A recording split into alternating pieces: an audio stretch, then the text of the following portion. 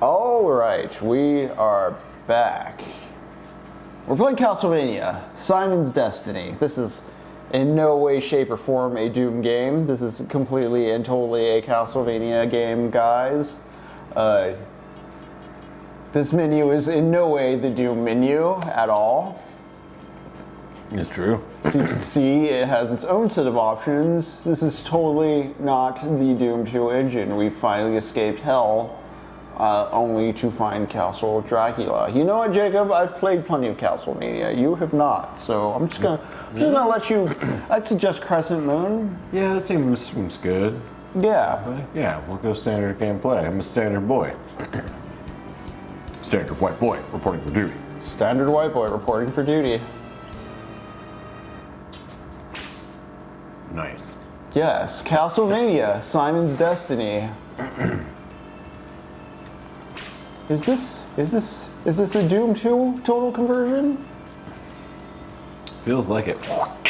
Looks like it. Oh, all right. Sounds like a Castlevania. Oh, yeah. I'm loving this. Now my kinky side about to come out. What's up, ladies? Spanky the Vampire. Yeah, L-Man, are you a fan of the Castlevania franchise? If so, I would suggest looking up Simon's Destiny. No, we don't have to lean. We're on controller. I'm gonna chill. Yeah, that's a good point. I'm kind of hunched over. My back's not feeling it. No, that's fair. What is this? Oh, it's a USB-C, whatever. All these cables. So many cables. So many cords. Ooh, what are you? Money? You know what? I misplaced my phone during the break. But yeah. I believe alternate fire is for your sub-item, the knives there. Yeah, there you go. But those cost hearts, if you're not familiar with how Castlevania works. No, I'm not. But I like that. Okay, so I got 20 hearts right now? Yeah, hearts are the things you spend to use your sub-item. Hell yeah, okay. Yeah, I don't know if the money does anything in particular in this game, or if it's just there for a point collection, but feel free to save, remember. Oh yeah, that's true.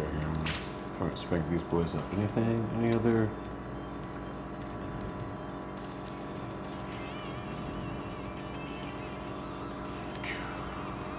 Oh, hey, it's our aliens saves. What do you know? Yeah, right. Let's do. I'd just do a new save. Well, there you go. Whoops. Yeah, go to new save and just put CZAAA for Castlevania. CZA. I like it. That'll work for me. Oh man, do you like the Metroidvanias or the level-based ones? Because I honestly definitely prefer the level-based ones. I'm not a big fan of any of the Metroidvanias. Kill that bat! Kill that bat! There you go. Fuck you, man. Burst into flames. Oh, I gotta spank you too, bud? Oh. What you want? Oh. That's right. You want it. As you can see, that's your health meter there as well. Look at that art. Yeah. Dracula's got some tastes. They exist, at least. I'll say that much. Can you get the candles on the walls? Okay. I don't know. But you should kill those dudes, yeah. Yeah. Well. Yeah. You're the righteous Christian warrior, I guess. Listen, I'm spanking every baddie. Yeah. Nice. Looks like you can. Yeah, go try those. Whoa. Oh, you got a dude beating you. Sir, no. Oh, you need some health, buddy. But how do I do it? I've got hearts. I think there's meat in the walls you want to search for. There's meat in the wall. Yeah. That's a new one. That's definitely a new one. It'll make sense eventually. It may not. It may be more ostentatious than that. Maybe try those corner pillars, actually. Look. You see how the corner has pillars with those great. See if those break.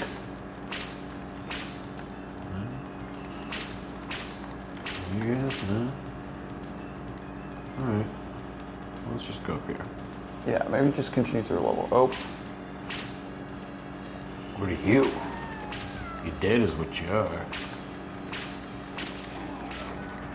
Damn. Where does it reload your save? Yeah, nice. Okay. All right. Oh, you weren't using your sub item to the fullest. That's true. I wasn't at all.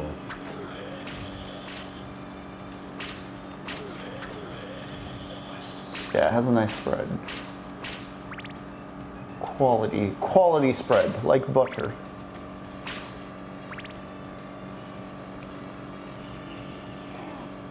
Oh no, I got distracted by L-Man's takes. Yeah. What's L-Man saying? This looks great. Of course, I've done some Castlevanias in my time. I like the Metroidvania style.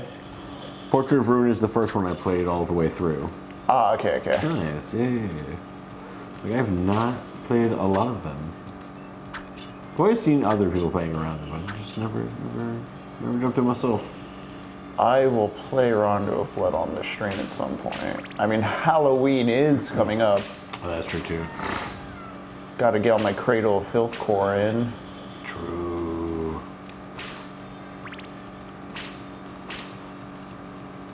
Oh, the bats are up on the ceiling. Oh shit. Yep, those are the ones that killed me.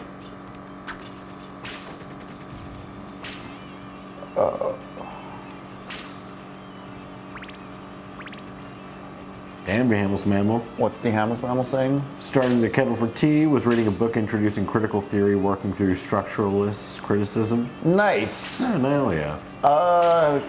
I strongly suggest checking out the Why Theory podcast. They talk all kinds of philosophy and theory and criticism, and they go through like various genres of literature and narrative while doing so. Why Theory with, I believe it's Todd McGowan. Yeah. If you're a fan of Mad Men, they have a really good episode just talking about Mad Men. Real good analysis, real good criticism. They're getting more into, well, it's funny I should say they're getting into post-structuralism when their whole point is like it as a category, it's kind of not, it doesn't mean anything or it's misapplied. But yeah, some of the stuff we're talking about on Shin Megami Tuesdays really applies to what they talk about in Why Theory. When it comes to Derrida and all that. Okay.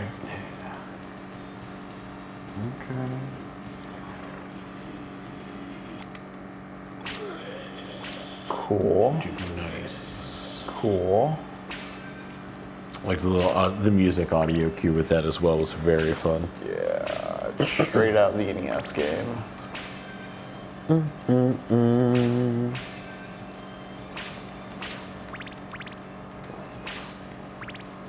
Go into Dracula's house, whip out all his candles. Right? Be darkness, complete darkness. Which makes sense. You're a vampire. You want to make it dark for yourself, I suppose. You're a vampire hunter. We're here to kill Dracula. Oh, I need a... Okay. We're not here to make love to Dracula? No, Jacob, we're here to kill Dracula. God damn it. Just like a little bit of love? Not a whole lot of love, just a little bit of love. Nice. Spank 'em. No, you're spanking all these boys and you're telling me we're not going to make love to these boys. No, this is punishment. Yeah, exactly. Hey, I understand. I didn't save at all. You know, that's all right. Wasn't thinking about the future. Wasn't thinking about my children. Wasn't thinking about the generations to come and all the harm I was doing to them by not saving. But also, I could probably have done that run better anyways. Yeah, so I've watched Castlevania Nocturne, which I like a lot. I started the Castlevania anime back when it first came out, and I just didn't really see my previous statements on streaming shows in general and my general Netflix bias, my favoritism towards cinema. I never carved out the time to watch Castlevania the anime. I did carve out time to watch Nocturne because I like Richter Belmont as a character. Rondo of Blood is probably a top 5 video game for me. Fuck. That's right, top 5. Not top 10, top 5. Damn. Does this even mean anything? Who knows? We will get to the bottom of that concept as the program goes on. And I don't mean tonight, I mean just the project of this stream. Because I do wonder what we talk about when we rank things. But anyways, I liked Nocturne. I haven't finished Nocturne Season 2 now that I think about it though, because again, just I haven't prioritized it, even though I was liking what I was saying about Nocturne Season 2, hadn't I liked Nocturne Season 1?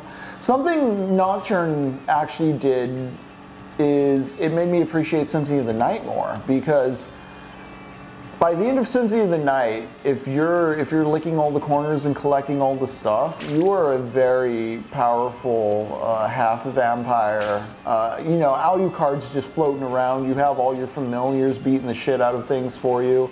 You're just a magic boy with like all your armor. You have your sword familiar. You're super OP and you feel super broken, and that's kind of the point. Like you feel like you're really taking advantage of your mega vampire powers by the end of that game. And that didn't really click with me the first time I played that game. I just felt like I was collecting a lot of powers and becoming OP to the point of just kind of rolling through most of the late game. But now that I realized, like, oh, the power's kind of the point. I guess I was expecting the game to be crueler based on how the level-based ones are pretty cruel until you learn their shit.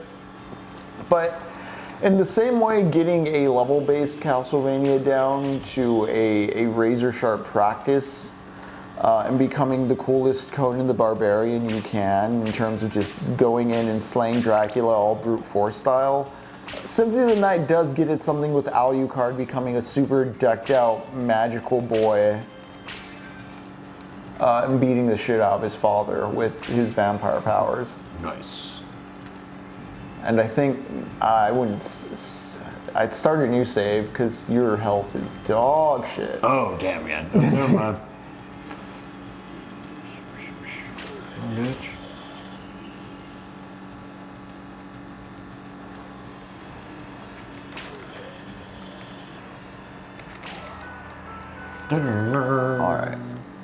All right.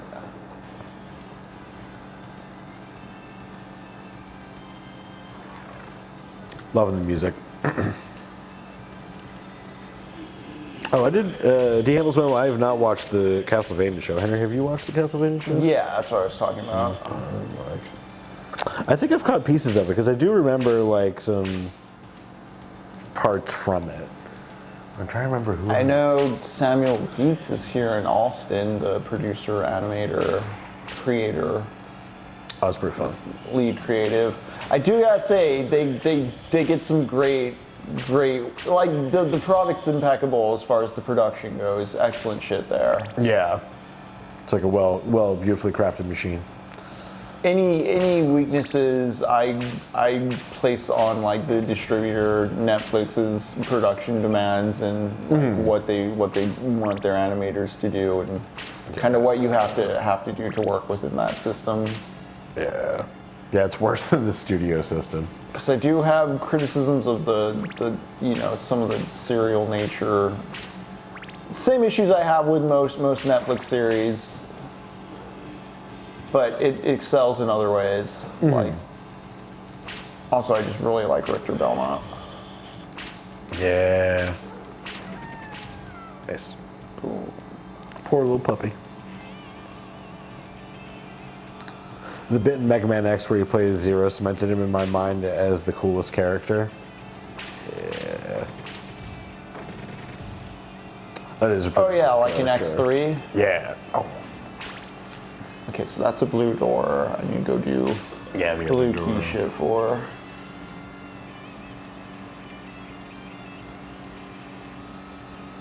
Okay.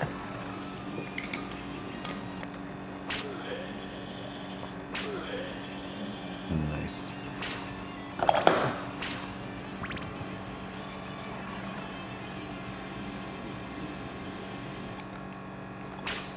Oops.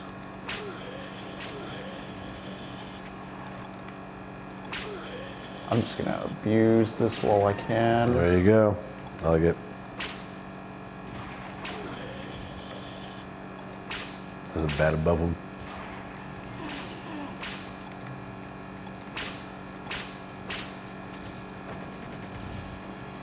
Okay, cool. Cause Nice. nice. Okay. Oh yeah. Now I can lick corners and re-click the hearts I used in doing the little stopwatch. little Quicksilver stopwatch shenanigans. Sprinty boy. Library magician. Librarian.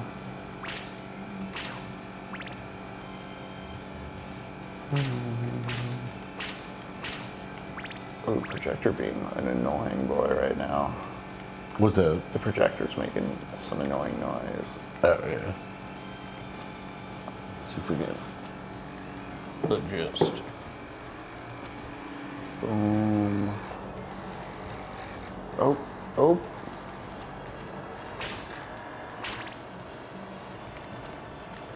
Whoop. Whoop. Whoop.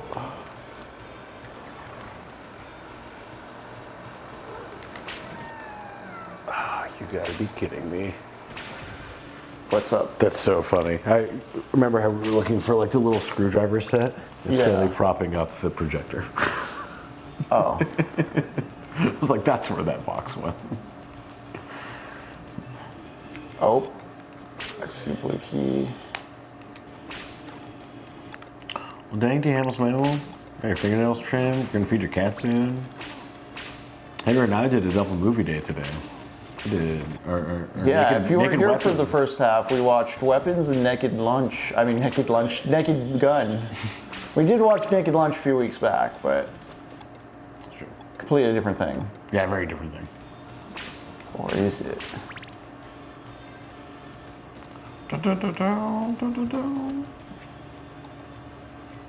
Love the textures of this.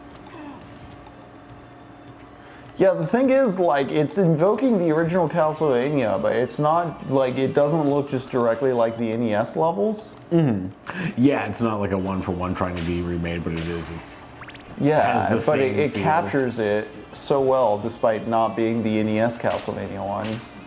I forget if it's taking anything from Castlevania Chronicles, which was a PlayStation 1 remake of Castlevania 1. Still a 2D game, but with updated graphics and a ginger Simon Belmont. Oh, L-Man was surprised people liked Liam Neeson in Naked Gun. Like, oh, he was so good. Yeah, I think he, much like Leslie Nielsen, he's, you know, he does the straight man in a silly world real well. Yeah, he was really funny. I think especially after his years of doing the action movies starts even better. Yeah, he's cashing in all that Taken familiarity. Damn. Yeah. Platforming's tough. Also, Pamela Anderson, again, great in this movie. Oh, kind of being too bouncy.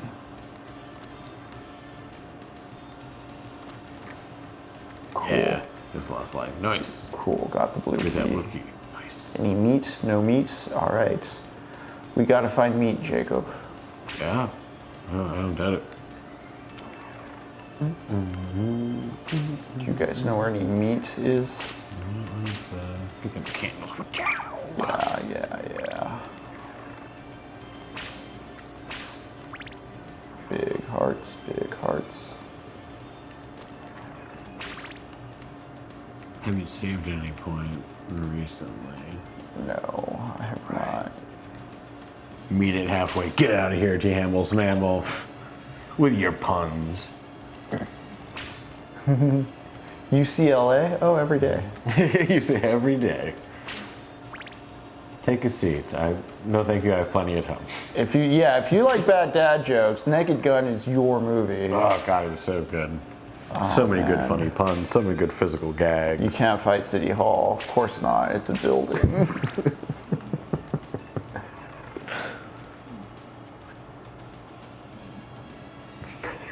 Oh God, I forgot how the bit went, but it was something about him being a dirty cop or like a bad cop. So what are you gonna do? Arrest me? Like, yes. Who's gonna do it? Other cops? Yes. You're joking, right? God, so good. Blue door. All right, here we go. It's like Hodor's cousin. Here we go. Are there meat in these barrels? Meat? Meat? I'm starting to think meat doesn't exist. No, it does. I'm sure it does. It has to, right? Like, that's a Castlevania. It's a Castlevania staple. You don't understand. Ooh, yes. Ooh, shotgun chain. Nice. Excellent, excellent, excellent, excellent. Magic. How do you change which secondary thing you're using? Or is it just kind of switching on its own? You find it on the land. You have to Okay. pick them up. Gotcha. Yeah, the potion throw was also very cool. Yeah, so in the original NES game, the holy water was the best sub-weapon, no doubt. It's extremely broken. I'll have to demonstrate sometime. Yeah, quid est homo. What is a man? A miserable pile of secrets. Nice. I like that. Symphony of the Night references. We love our references, don't we, We folks? truly do. Make it literary. It's true, we can. Henry's real good within books and reading. I can read. I actually took Latin in college as my language. Oh, really? Yeah. Oh, hell yeah. Well, it actually sounds really fun. I forget, I wish my buddy Leighton were here. I forgot what he did, but he went to some very interesting school where his college was just reading like centuries old books. Nice. That was his entire curriculum. Nice, nice, nice, Yeah, nice, it was impressive. I think you guys would have loved. Speaking of centuries old books, we're reading Dante's Inferno tomorrow with Lux for Shin Megami Ooh. Tuesday. Hell yeah.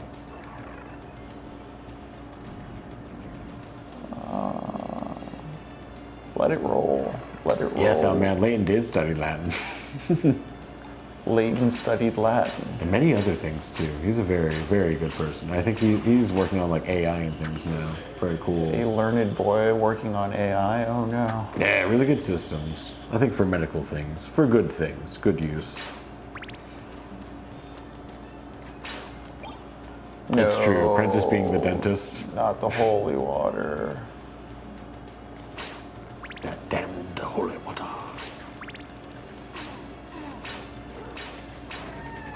Jesus, everything. You're a man now, Jacob. You got one hit. Oh god, alright. You also have holy water, though. Don't get the knife. I made that mistake. See, just throw the holy water down there. There you go. Hell yeah. Well, Is there any meat? Where's the meat? there's no meat here. I don't think. The meat has yet to arrive at the very least. Late meat. Don't be under it. Watch out. Don't get that. Oh. I mean, you might get some utility out of that. Yeah. No, you'll just die. I'll die immediately after.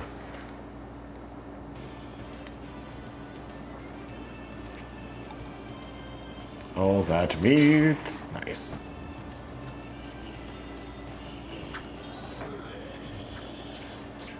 I love it when they walk into it. You know, it's just a great feeling. Like that guy, that's great. It's a great feeling. Oh, he didn't go out that way, but he chose to. I'm like, buddy, what are you doing? Oh, yes.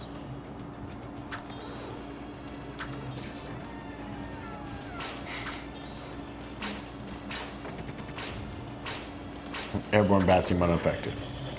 Whoa, that was a crazy effect. Pretty little blooms. Yeah. Whoop, Whoa. whoop. Good job.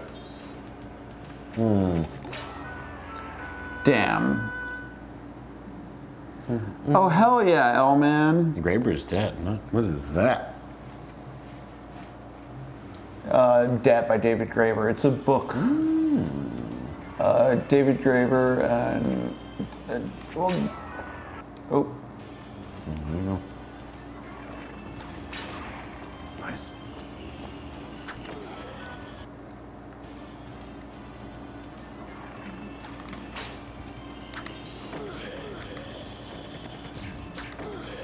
Yeah, on Shin Megami Tuesday we were talking about the concept of social debt and debt in general. Dead the first 5,000 years. By David Graeber, yeah. Hell yeah, interesting. Okay, I'm not familiar. Check out the audiobook on that one. Yeah, definitely will. I'm really excited about the David Lynch one.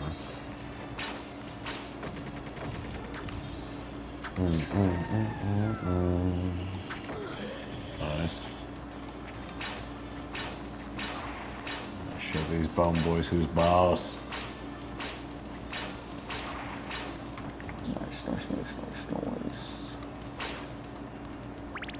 And that's how we do that.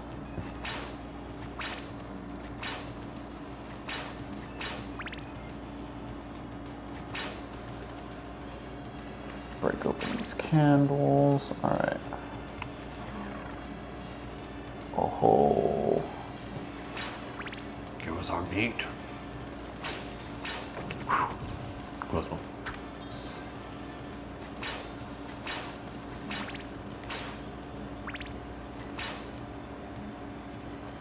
Fish people. They have claws for hands. They have claws for hands. Gills on their necks. Great times. Ooh, fish people. Fish people. I do like their design though. That's a great fish person.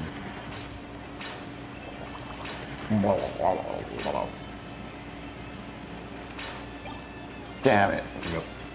I like that you can take a sexy little shower here. I'm a big, buff, leathery clad vampire killer. I have to splash down. That's good. A little splashing with the boys. Little ripples. Oh, there's another one. I was gonna say, I could swear they'd spit something at me.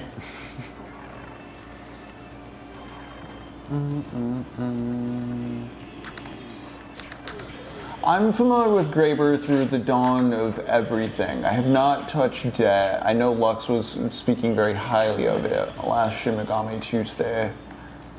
What are you finding interesting about it so far, Elman? I've been cramming both the Inferno and the back end of Neuromancer, but I need to flex into Paradise Lost as well as some Shirley Jackson for the upcoming Halloween season. Oh yeah. Throw.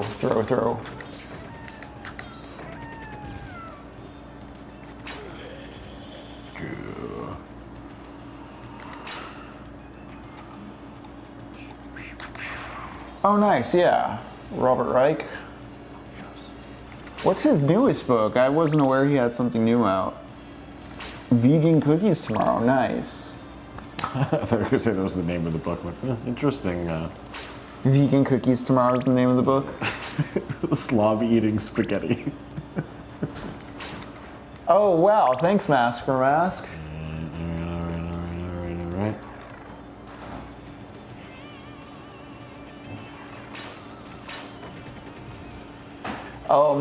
We'll probably get into this tomorrow, but do look into some of Dante Alighieri's life because there's a lot going on in the Inferno outside of the text itself. When we first started our descent into hell, I was ragging on it a bit while talking about Paradise Lost and how we'll eventually get to Paradise Lost. I want you to consider how many translations there are of the Inferno, and also consider that the Inferno was sort of like the Italian document as far as the Italian language goes. It was taking poetry out of what at the time was, poetry was done in Latin. It was considered like that kind of high art. And Dante was making something in Italian that was going to be more for it was going to be more populist. It was going to be for the people. Can you make that jump? I was like, can we get over there? Is that a temptation? I think. Strike it, turn around, strike at that brick wall. Oh, that's brick wall. Is it fake? No? Okay. Coming up short, that's pretty funny considering Robert Reich gets into humor about himself. It's amazing how much Robert Reich has tried to address the current issue problems more so than the president he served under, or, I mean, what's Al Gore up to these days, you know? Nothing. But to get back to the Inferno. Right back. Use the restroom real quick. Okay, and this is a barter. Cool.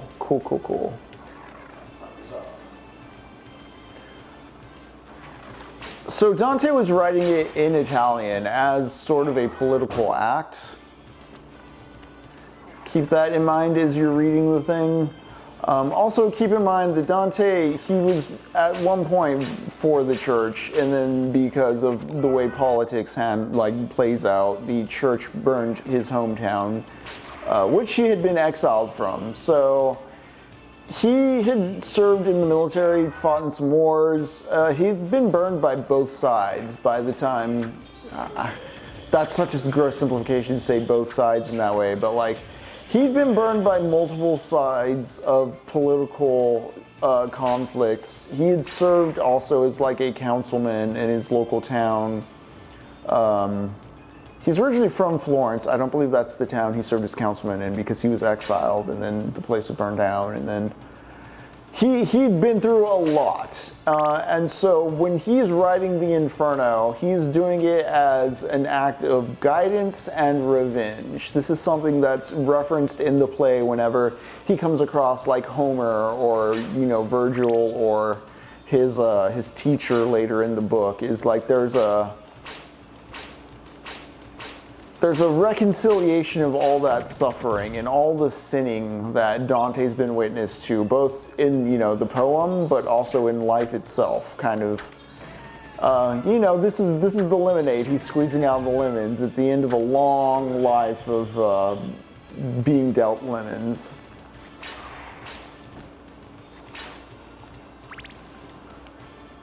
I think I mentioned a little bit about Paradise Lost being in the Homeric tradition of an epic poem with the way it is structured, and it's more in line with something like the Iliad or the Aeneid. Milton is referencing on the Homeric tradition to make an English epic. Although Paradise Lost and the Inferno both deal with hell, the Inferno is not trying to do the Homeric epic thing. I think sometimes it gets lumped in with the Homeric epic just because old poem, long, about hell, in the contemporary sense, LOL, it's epic and big and based or whatever. But Dante's an everyman, inserting himself into hell and repurposing these Greek myths and ideas for Italian conceptions of sin. Keep that in mind, because that is something Paradise Lost is not doing. Paradise Lost, of course, is focused on like Lucifer as its central protagonist, and it's kind of giving an etiology for the whole post-industrial Christian order, or industrial Christian order at that point. I believe it's like the 1600s. I'm going to save really quick. We're just going to do a C2, B.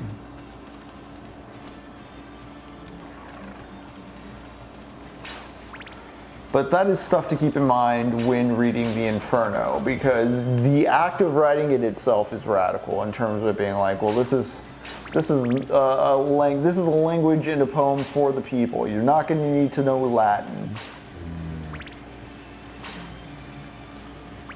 You can note in the levels of hell how there's violence and greed and like ignorance of God and stuff at the lower levels, but at the higher levels, there's a lot of systemic political violence, misleading of others, simony with the church, etc.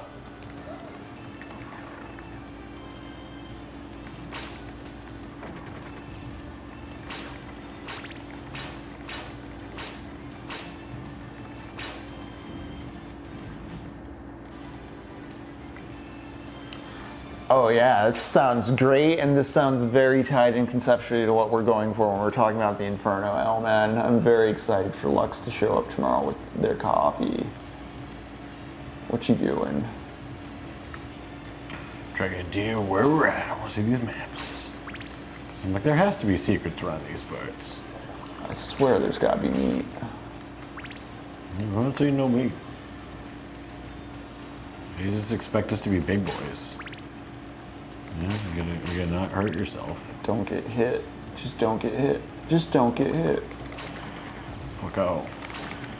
Don't you even try, bitch. Nice try, bitch.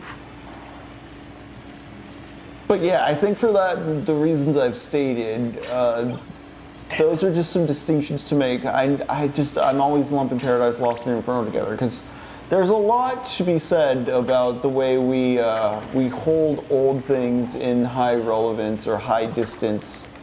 Going back to something I was talking about in the first half of this stream when when looking up like essays, satellite essays surrounding the works and the way they talk about the works is,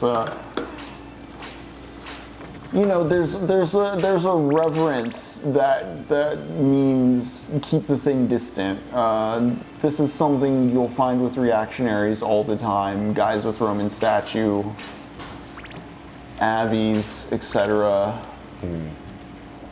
Where because it's old and it's classical and it's not directly saying woke things, it's somehow stodgy, old, distant. It's high culture. It's not low culture. When the thing is, like, the whole reason the damn poem's written in Italian is so that it can be mass culture. It can also be funny and petty. All right, let's kill these fishmen. Them fish murmur boys.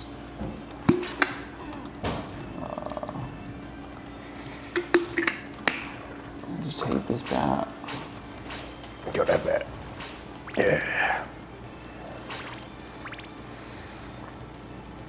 Because that's something worth comparing between the Homeric aspirations of Paradise Lost and the populist aspirations of Inferno. Is Milton is kind of reconciling the industrial structure and questions of free will and faith, and reasserting that like God is still present within the world. It's power reified. Inferno is calling a bunch of power stuff satanic. The church is corrupt and crooked. Things like that. The knife. That's the knife. I always get the knife. Damn it. So it's great for these guys if you can actually throw it at them. All right. And I gotta do the platformy bit. I was about to say, and then this is where, like, where do we go from here? Yeah. Where do we go? Where do we go now? Yes.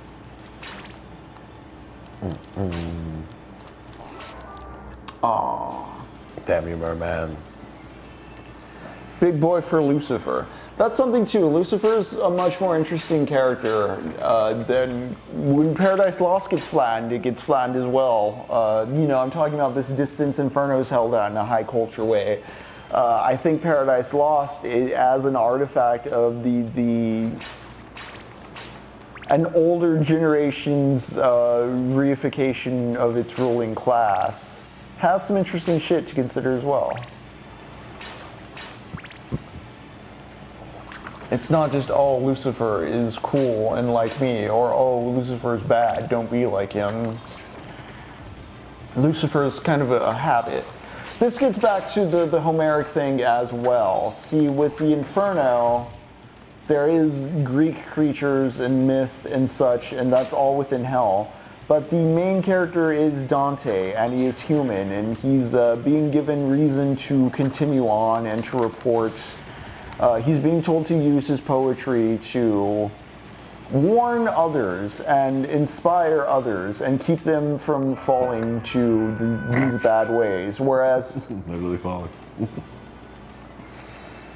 what Milton's doing is less individualist or human focused, and more like Luciferian is like a concept in the cosmos. There's a habit or a mentality that is Lucifer. A funny one at that. Lucifer's a bit of a stubborn dude. He's the personification of what I think Milton is identifying as a bad ethic to carry in life, which is constant like self reassurance and not introspecting and thinking and just doing the same dumb thing twice without reevaluating why you're doing what you're doing. It's a stubbornness of like doing the same insane thing over and over again, expecting a different outcome. Like, to shift from Inferno to Paradise Lost for a moment, it's just the way Paradise Lost opens is with Lucifer having his ass kicked by Yahweh, God, the big man, holding divine council with all his loser friends who just lost, and going, you know what? I think I can do that again. let's corrupt God's creation, even though we challenged him once already and lost. And plot twist, by the end of the poem, he's turned all his friends into serpents because he insists, this time it's gonna be the time, and this time I'll get away with it, and he just doesn't.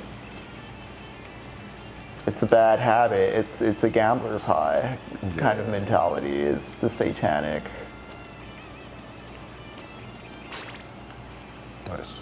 It's also like a very Barton FInk-esque Coen Bros protagonist tick.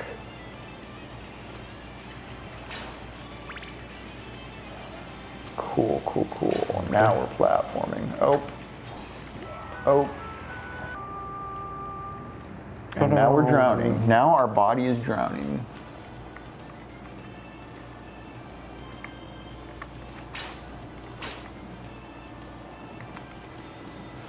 Yeah, oh man, there's like the appeal to tradition or appeal to historicity, like, oh, it's old, so it must be right.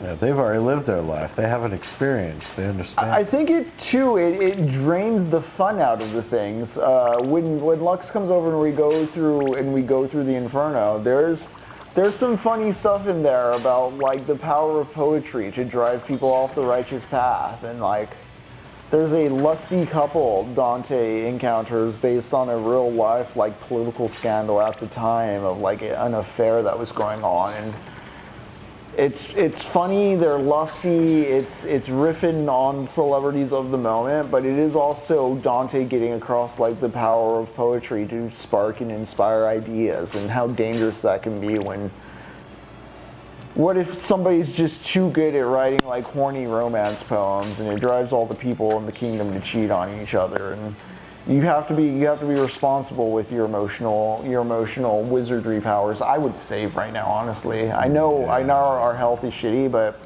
yeah, we don't seem to be getting any better. Right. Full disclosure, I don't think we're going to complete this total conversion next session. I think we're either going to go back to Ev Eternity or start Doom Eternal. We'll discuss more about that off stream. But the Interspace Engine, I can only imagine, can only take so much more of the summer of Doom, especially with summer drawing to a close. It's true. The Hellfires burn hot, and the engine can only withstand so much heat, and I just died, so there we go. All right. I think Doom Eternal will just get us out of hell before the Interspace Engine wonders why we're still calling the thing summer when it's no longer summer. Right. Gets real pissy about that, you know? Yeah.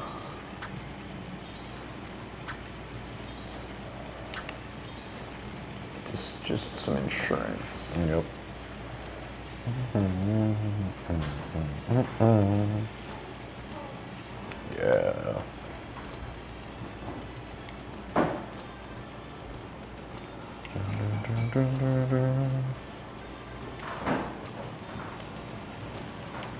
Oh my goodness, oh my damn. There's a guy up here. Yeah. Let's just do this then. That little fish person. That's right, fish person. Fishy boy.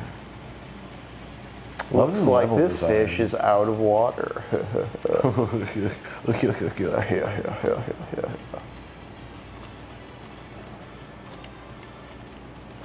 Yeah.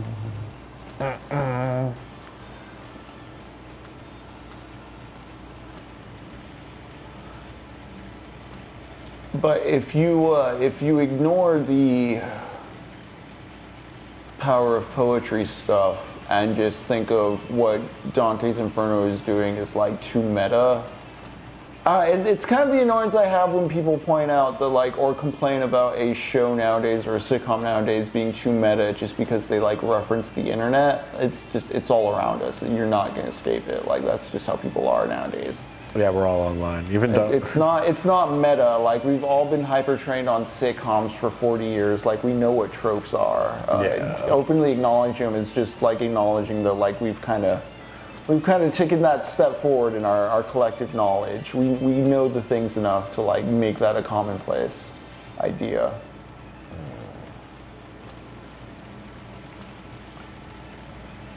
If things didn't try to be meta, they would never successfully be pushing the form to new spaces. Like you can't invert trope without being aware of trope, and so once the inverted trope becomes a big aware thing, it just becomes trope, and then it's like, what's the next step? Yeah, what do you do with it? Where do you go?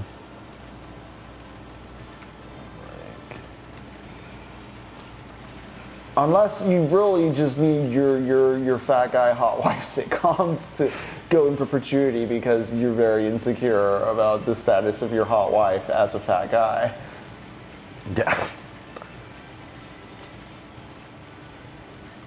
That is not to body shame or be ableist about like fat people either. I'm just saying there was a particular mode of sitcom that signaled to men you can be this kind of dude, And everything will work out. and you'll just get this kind of woman. That's the social script. Go work your 9 to 5. Yep. You'll get that, buddy. And some people definitely got it. Damn.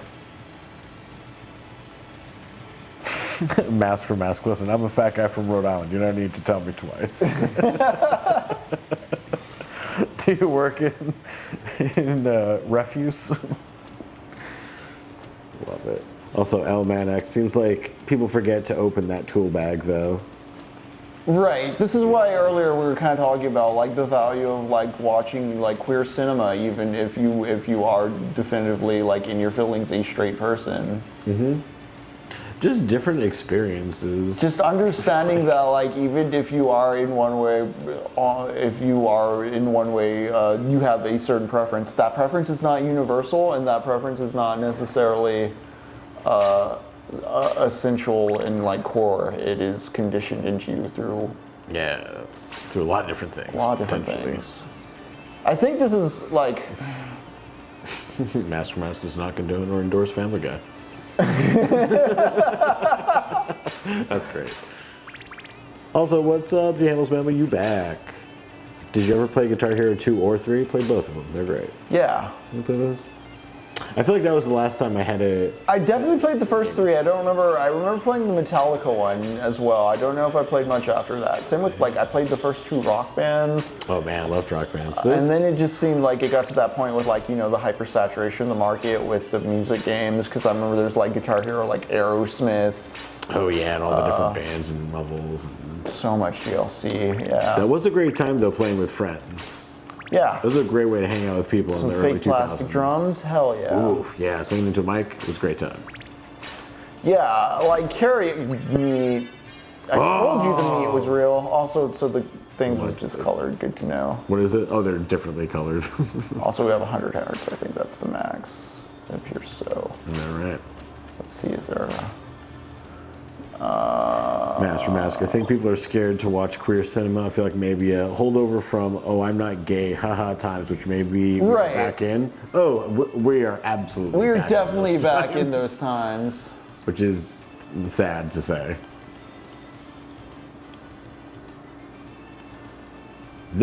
Which is so funny with it, like they're scared if they're gay, as though they're gonna be like trapped in like a gay body doing a gay thing and be like, I don't like this. It's like, no, you will because that's what you like. What is the fear? It's fine. Like, what is this fear coming from? Like, oh no, I like a new thing. Yeah, like one of the movies we're talking about, Yeti, Another Love Story, is a pretty funny comedy, but like they just throw a whole hog, full frontal male nudity. Dude, right away, Pretty too. right away. It's pretty funny. Like, Pretty sure it's opening shot. all right, I think, yep, boss time. But beautiful. But yeah, it's unfortunately that we're back in this spot where like, I don't know where it comes from. It's such a very weird thing. It's economic scarcity here. You gotta fight that bat. God. Okay, cool, it just loads right here. Whoa. What are you doing with your fucking bat? What are you doing? What are you doing? What are you wanting? You can't do that to me. That's fucked up. I think it's gonna kill you. Oh, Harry. Thank you for the vote of confidence.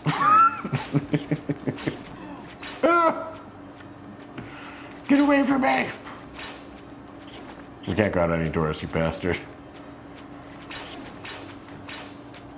Oh, it's slow down every time. Throw your axe. This thing sucks though. It's like, listen how wimpy that sounds when it lands. It's an axe that's wooden. Like I'm throwing a wooden axe from Minecraft. It's like, oh no, my Here we go. The axe bounces? Yeah. Does it hit after a bounce? It's like, tell me that's not like the wimpiest sounding thing. Oh no, it like if you get it like hitting it though. The hitting it sounds great, but like that's not the sound I'm hearing most. Like that. Yeah, nice. There we go. Damn, this reminds me of a fly I locked into my bathroom and swatted at with a rag. Nice. That's so funny. I was gonna say, it reminds me of the bird trying to escape me the other day while I was on set. I became so white, it was very great. Dang. Is there any meat in these walls? I'm not seeing any meat. I think this is gonna heal me anyways. Yeah, that healed me anyways. Yeah, man, this is a very great adaptation.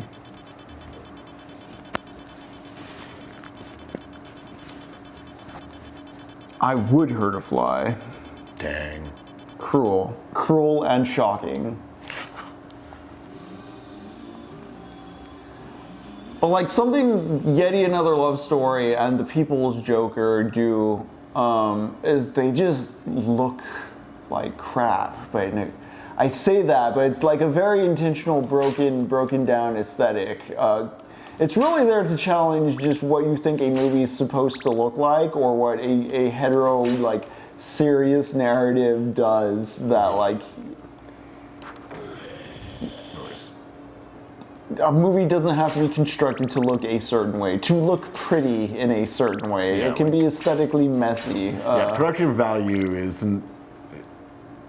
not necessary. Whoa, cool. And it's like, oh, you're doing the weird postmodern liberal, like, you hate aesthetics and beauty thing. No. No, the story is compelling. Right. If anything, like, you're taking bigger note of what the aesthetics are doing, and you're acknowledging that, like, the aesthetics are more constructed. Because it's a question of, like, well, when you say what a regular movie is supposed to look like, you're adhering to a set of, in a lot of ways, like, corporate standards. Like, when we talk about the Netflix look, something I do think was kind of weak about Weapons that I do see people criticizing is, like, the night lighting being very, like, digitally washed out. And that, the reason, like, night scenes look that way is because of just contemporary shooting standards for big budget movies. Oh shit. Oh my god.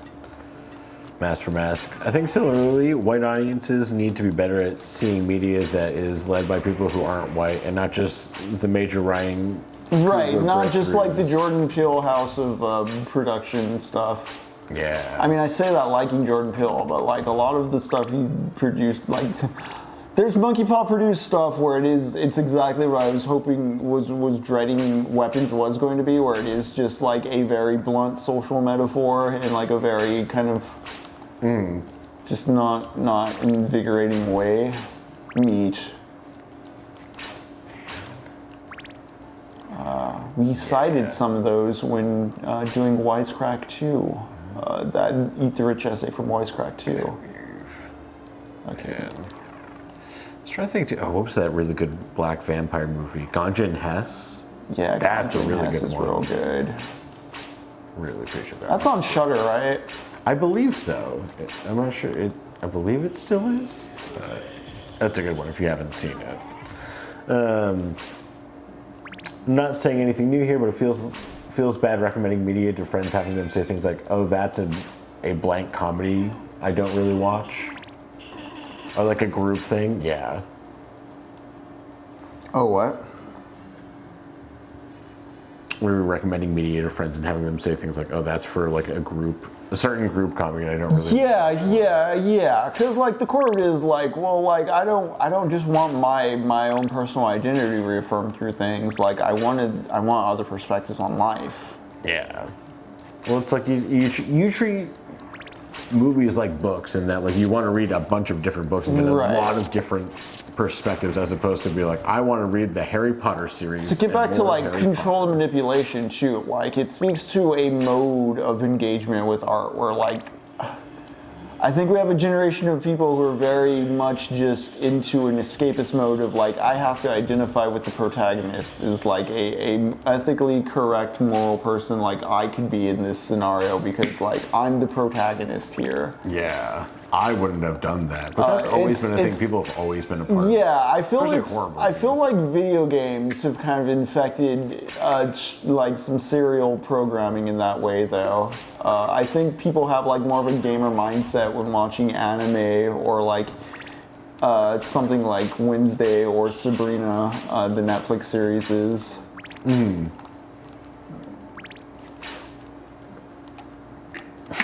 Campbell's man woke rant. I know it when I see it. Love it. Oh man, come on, Axe. Dang, here you go. All right, have you read? I haven't seen Max in the '90s. I'm not even sure what that is. I did not watch the Max. I've seen the comic covers and stuff. It was an alt comic from the '90s. All right. That's the one with like the purple guy?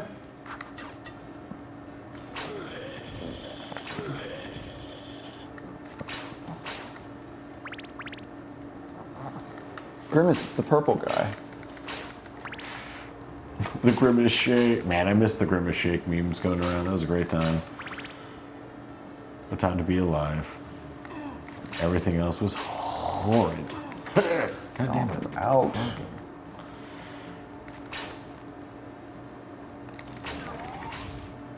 Sir.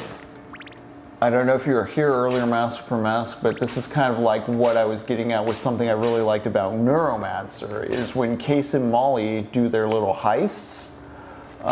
You know, Case is the hacker boy, Molly is the femme fatale muscle girl doing the physical breaking and entering while Case does the metaphysical hacking. But the way it's written is there's no real distinction to signify when you're shifting between Case and Molly. It's just paragraph by paragraph.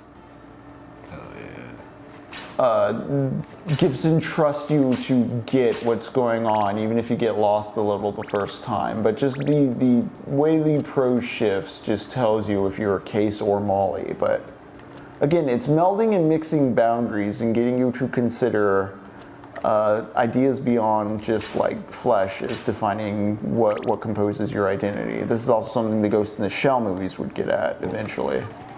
Nice. Oh, they're boomerangs? Yeah. Dude, fuck yeah. Alright, we'll do that. I'm so bad at platforming typically.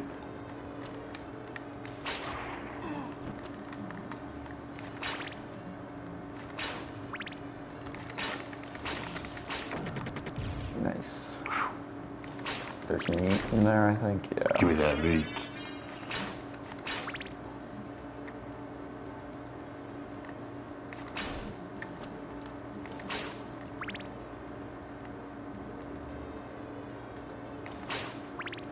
And just a heads up for those of you with access to our Discord, again, we will be watching Seconds this Sunday.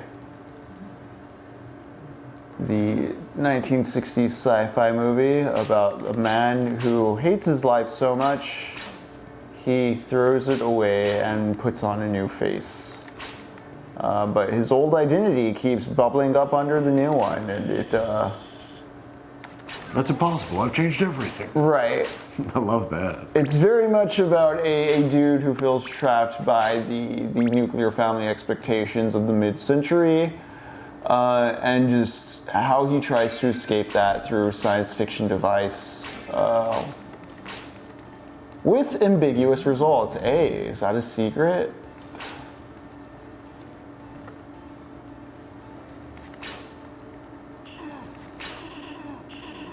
Oh no. Alright, we're good. Holy voila.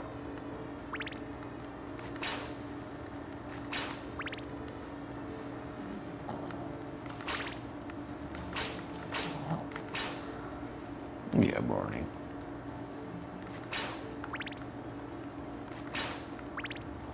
What we got, Chad? What's happening? Yeah, I don't know if corpo lore is like a term that I've seen in a book before. Corpo lore?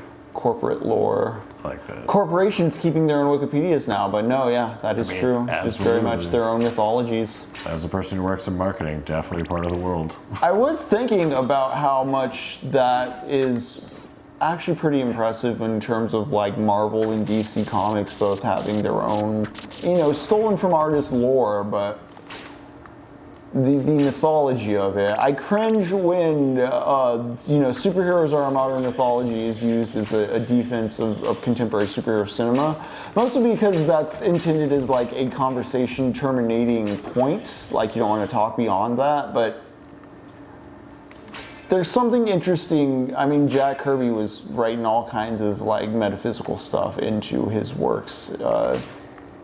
You see it in beings like Galactus and like a lot of the Fantastic Four stories. Oh shit! Dang, you're beat up. Yeah, I am. It's less that they're sacrosanct for being mythological. It's that they're employing the same tropes the mythology did to hit similar emotional affects. Again, to the way Weapons isn't explicitly political, it's just telling a really good story, hitting at some emotional stuff about neglectful or absent parent figures and alcoholism.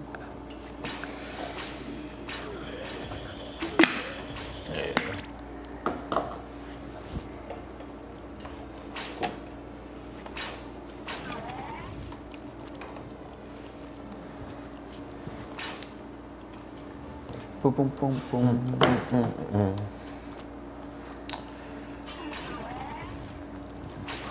The hearts are our secondary ammo. Oh, Lord.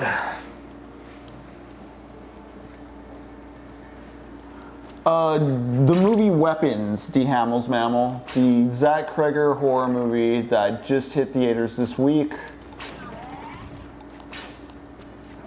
Once again, the movie Weapons. Yeah, Weapons was real good. Real good. We saw that and The Naked Gun today. Both very enjoyable. Mm-hmm.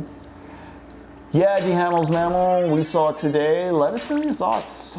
This is a zone where you can talk spoilers with us once you are ready. Yeah. Both movies were real great. I don't think one of the movies are coming out, but there's a lot of good stuff.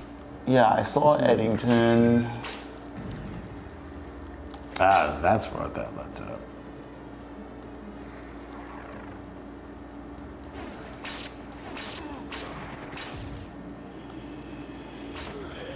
Damn dinosaur. Nice. Yeah, I've been crouching. Crouching to dodge things. That's a good call. Oh yeah, D. Hamill's Mammal. I love both of the Ginger Snaps movies. Have you seen those, Henry? Ginger Snaps? No. The werewolves? D. Hamill's Mammal, did you see 28 Years Later? Because now I'm thinking about it, 28 Years Later and Weapons have very similar functions with their ending. It's kind of a punchline, but it's a great payoff thematically as well. Yeah. Weapons just has one of the most gratifying resolutions to its problem. Yeah, I was really happy with how it ended. It was a good feel. I hope that doesn't give away anything, but again, it's also just texturally an excellent film. Damn. Yeah, we'll definitely have to show Henry Ginger Snaps. I think it's probably one of the better werewolf movies, honestly.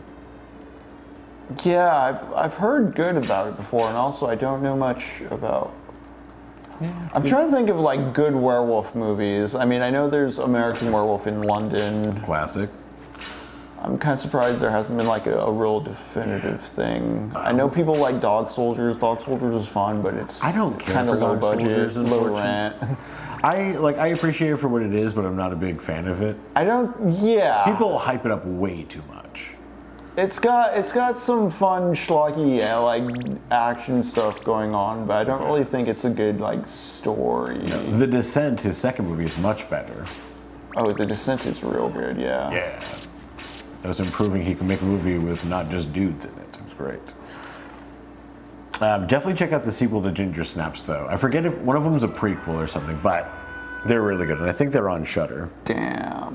The Howling is one I haven't seen, and I love Oh the yeah, director. I was always curious about Howling from like a VHS store perspective. I remember always seeing the boxes and being Yes. kind of curious. The image for the poster or the box cover was unforgettable. There's werewolves and like titillating ladies is what I remember. It was like a wolf's mouth coming out of a woman's face. Like coming out of her mouth. I was like, damn, that's cool. I don't know what that is, but it's fucking cool. I didn't see, there was that new werewolf movie that came out earlier this year too. That was more like action horror. There were like 2 werewolf movies that came out earlier this year, right? Yeah. Or over the last year.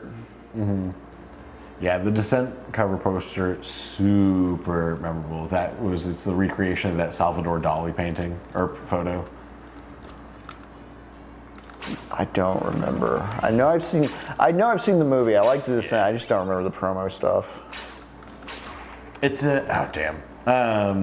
what was it? All Which the girls, Dolly The photo? girls like making the skull out of like their backs. And Oh things yeah, like that. yeah. Okay, no, I do know that one. Yeah, it's super. Damn it, super iconic.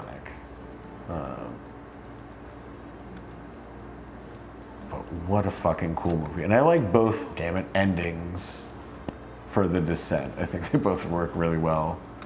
I haven't seen the second one in a minute, but I remember Don't liking that make one it as well. out. Or like her having like her birthday. It's like, fuck. It's a birthday cake. Yeah, talk about claustrophobic though. Yeah, the skull out of the climbers is definitely one of the coolest images. It's like, what's the other one? When Silence of the Lambs uses like the death moth. The moth, yeah. But it also uses Salvador Dali's skull as, like the women are the skull, even smaller. So I was like, that's real fun. So many cool things like that. Such cool details. Whoa. Yes. Just jump towards them. Yeah. Nope. Nope.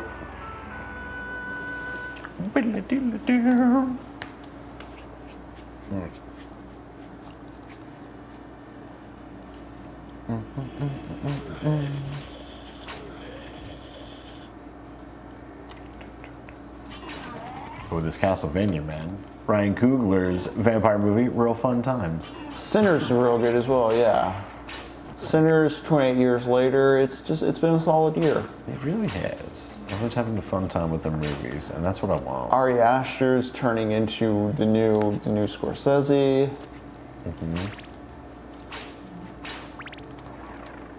Twilight, also great.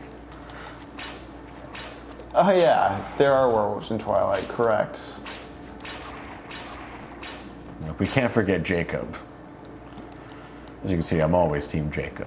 I mean, doesn't he imprint on the baby or whatever? I literally have no idea. But I am Team Jacob. Yeah, I'm pretty sure he imprints on a baby. I'm gonna be a conservative about this. I'm just gonna like not worry about any problematic things he's doing and just like blind faith that he's probably the best person ever. Well, you know? yeah, that's why I'm telling you, he imprints on a baby. Yeah, Because I know you think that is cool, just like your best friend Jeffrey Epstein. Absolutely. It is a shame he killed financier, himself, Jeff but Epstein. you know, sometimes you just slip like that. you I know, man. He killed himself for no reason. He didn't, you know, he was scared about nothing or whatever. Just a little terrified. We all get a little sleepy and His neck just did that. yeah. All right, we got My that. friend Missy does Twaugust every year for their podcast, so I have seen the films. I really love the riff tracks versions of the Twilight films. That's probably the only way I've actually watched all of them. I only saw one of them in theaters, and it was the one where the werewolf imprints on the baby. It's like, I think you picked literally the worst one possible to watch. Because that I was that just weird, like, oh, yeah. vampire child thing. Like So I guess the werewolf wants to bone the vampire baby, and I guess people like this. Wow. America's got a lot of fucked up ideas about sexuality. Well, there's the cool rich white vampires that you want to marry, but then there's the werewolves who you think are hot, but they also want to imprint on your baby. You know, it's a common struggle. Haven't you been torn between a vampire rich boy and an And an infant? a pedophile dog? It's a classic. The classic trope of when I was a 12-year-old boy. I was gonna say it's a classic Family Guy, but like, I don't know. Brian's not imprinting on no babies. He's just lusting after Lois. Yeah, that's true. He just wants it.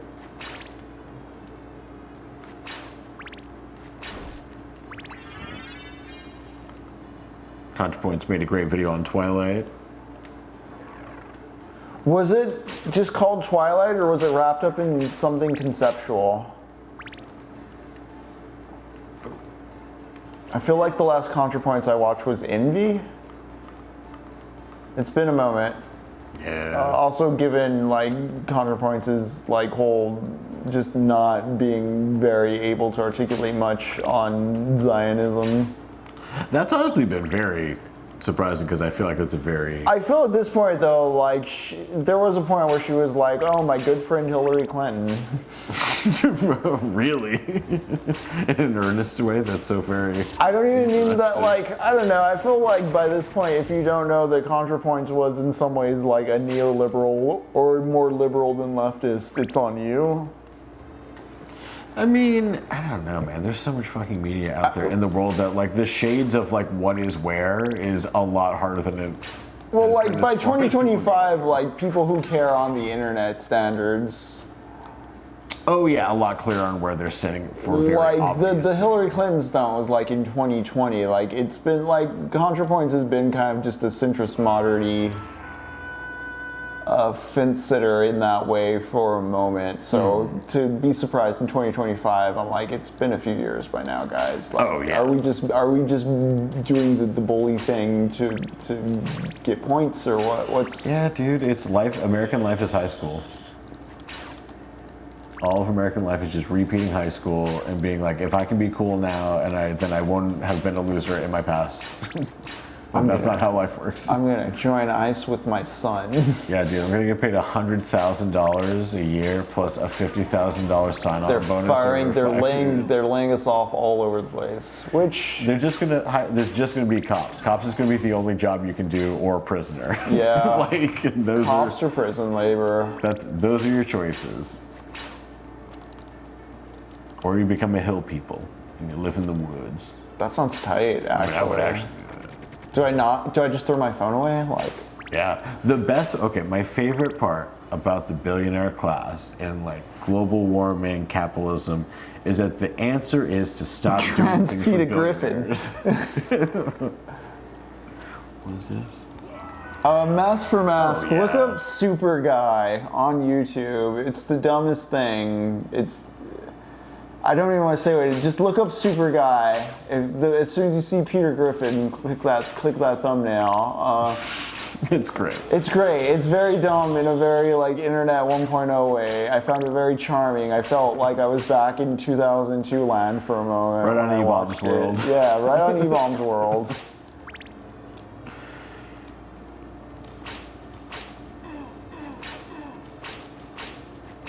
Someone here link it. I'll have to search it up. Oh man, we definitely will have to do our own gardening and dentistry, but because we won't have as much sugar, we won't have to do as much dentistry. You know, like. Yeah. We only gain by not doing what billionaires want. It's the best part about this whole thing, is it seems impossible, but it's actually the easiest thing to do, is just do nothing for them. I mean, like 60% of the economy is fake AI. Like, it's gonna crash. Yeah. Oh, it already has. It's already happening. It's all sports betting and AI. Let me look up the video for you really quick. Where'd my phone go, gang? Henry's been losing his phone. I think I left it on the counter. I'll be right back. That's fair. You do that. You do that. Spank some more demons. Come here, little buddy boys. Watch out, watch out. A cat of nine tails. These boys a little kiss. Or did my phone just die? You know? There's a follow-up to the book, Where There Is No Doctor, called Where There Is No Dentist, if you're interested in that stuff for real. Oh, definitely. Yes. I had a buddy in high school whose dad was a traveling nurse to other countries, and usually went to places that really needed dentistry and taught very basic stuff for people who didn't have it. It was very fascinating, and I think a lot of it was where there is no dentist, like information. Definitely down to learn those things. Really, anything that helps other people is a good thing. It's a good thing to know. First aid, dentistry.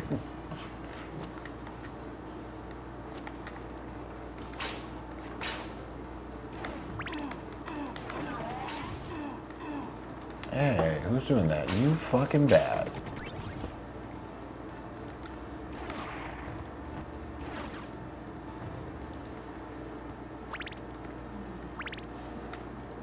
Pardon my language, guys. This bat makes me very upset.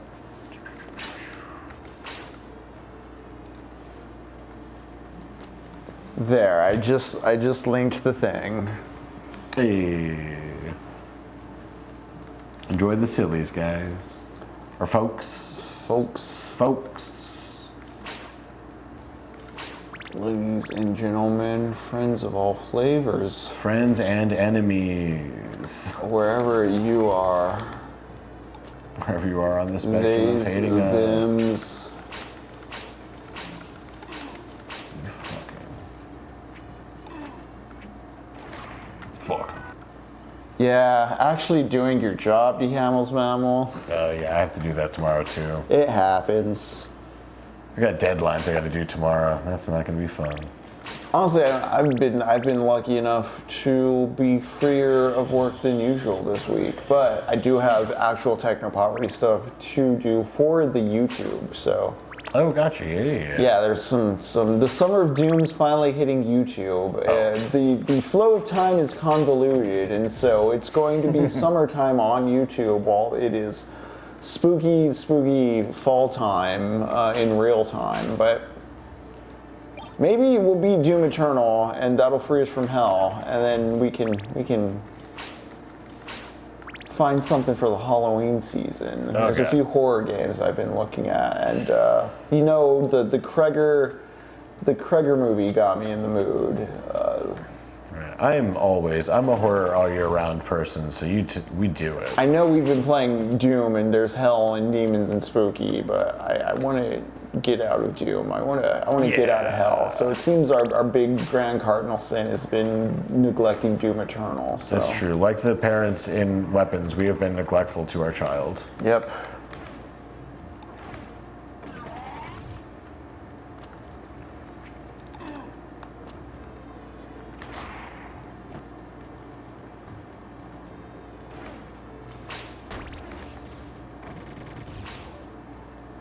Have the ability of the responsibility. Yeah, community members from different discords who's retiring from their compulsory military service in just under 2 weeks. Hell yeah, get the fuck out of there.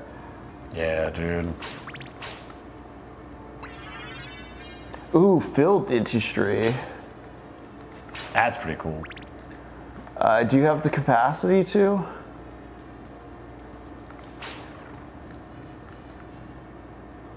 Oh, that's what that switch does. I get you.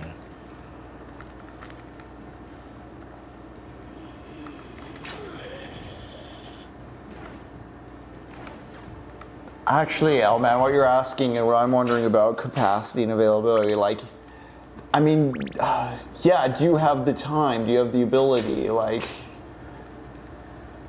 especially with how commodified and debt-driven we are to be stuck in participating with The Why Theory podcast, once again, has an episode on debt. That seems like it'd be a good supplement to the book Debt by David Graeber. But it talks about like this phrase we speak of, going into debt.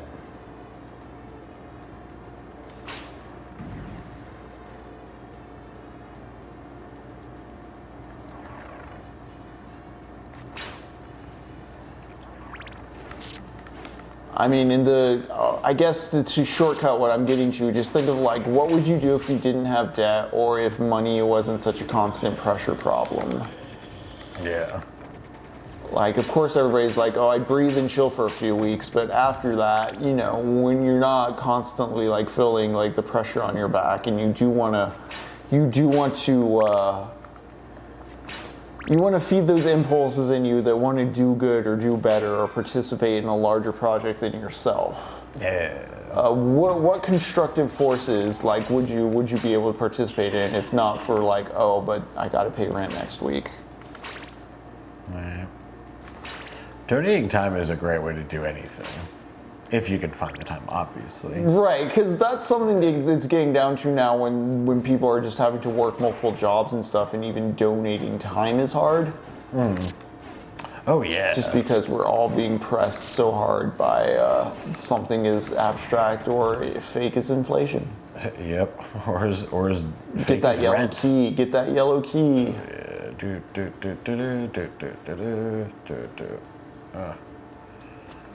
Especially as we enter the smashy grabby phase of the smash and grab economization of everything. We'll talk more about this in future sessions, but think about how the hardware on your systems, your phones, your computers, your consoles, all this hardware is better than it was 5 years ago, sure. But how much the software has dumbed it down, or made it more stubborn, or just added ads and middlemen and middle managers into everything, to the point where like the apps are less efficient, the software is stupider. Yeah. Why is it that we have to clutter these technologies we had with ads at every point, profit extraction at every level? Jacob and I are quite frustrated with the mailing system at our new apartment complex, and it just seems like it's a way of replacing the post office with a system where, on top of getting your packages delivered to you, you're offered just impulse buys at every level. Every point where you can siphon off a transaction, it's taken. So It's not even nickel and diming. It's like Fiverr, and it's just $5 so and $10. oddly aggressive.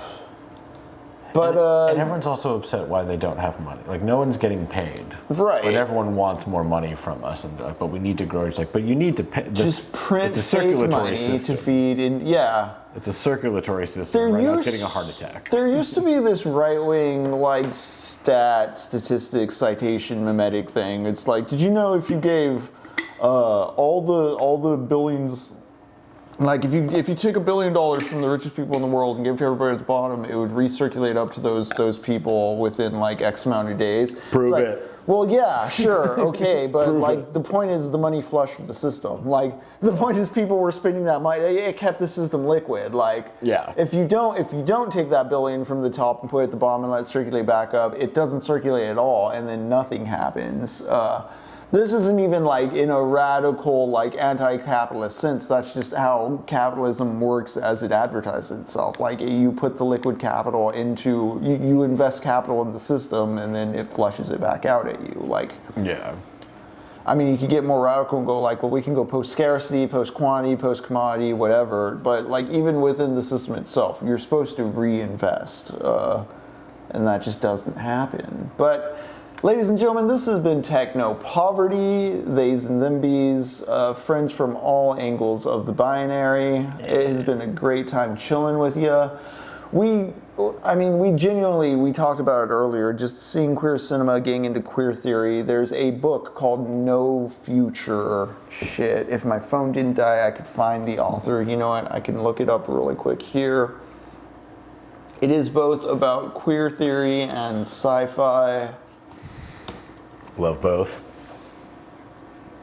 No Future book by Lee Edelman. I'll just say check that out. Yeah, No Future by Lee Edelman. It's something I've been peeking into because of the Y Theory podcast, but it's right up there with Frederick Jameson's Archaeologies of the Future as far as like interrogating our perceptions or conceptions of what the future is supposed to look like in our fiction. Edelman's kind of looking at our obsession with the child.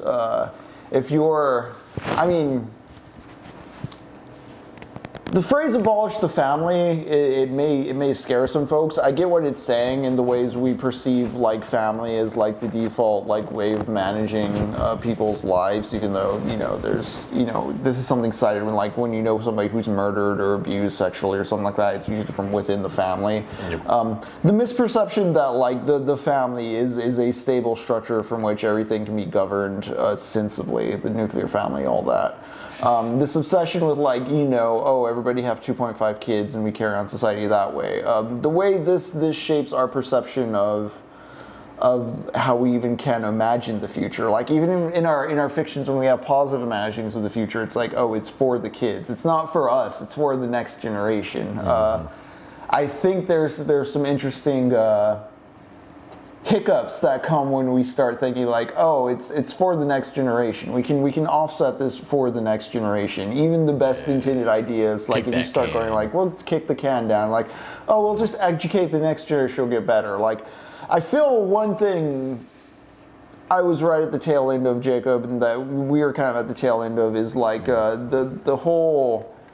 If you watch Megalopolis, Francis Ford Coppola definitely thinks you're smart if you can quote things. If you memorize things from the Britannica or the Encyclopedia, and you know all the right facts and figures to say, and you perform like a smart Lisa Simpson type character. Like the experts with the knowledge will just say the smart things that they learned and they studied and they listen to the lyrics and they know what all this art stuff's about. And that'll just a Goodwill Hunting. Yeah, I think this is why we're so invested in the culture war as a society, because the boomers of the 60s and 70s, like they really thought like rock and roll was radical, and that like saying fuck on the big screen or like showing a shared bed on TV. Like, yeah, you were in some ways breaking transgressions, but those were all social, not economic. And the trap we get in of like, yeah, you can just if we just educate the kids right and we teach them that like we had the right social values in the 60s, and so the 90s will definitely be different because they'll be just as radical. Like, yeah, we will have done this. Well, no, and then boom, 9/11 happens and we revert back to everybody have babies and go to war.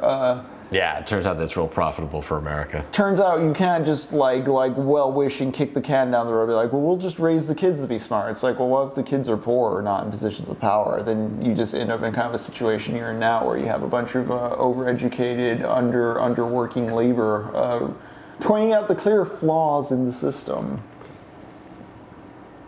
People hate that. Your Emersonian mind. Yeah, Master. I hear there's a director's cut coming out or something that's even more bigger and bloated, and I'm for it. It is Francis Ford Coppola's prequel trilogy. It is. It's like, go for it. It's his Avatar. Yeah, it is his Avatar. It is his mess. Have fun with it, sir. But I hope you all had fun with us tonight. This has once again been Techno Poverty, telling you all to take care. And thanks for coming out. Yeah, thanks for coming out. We'll be back with Shin Megami Tuesday tomorrow, playing some Dante's Inferno with Lux. See you then.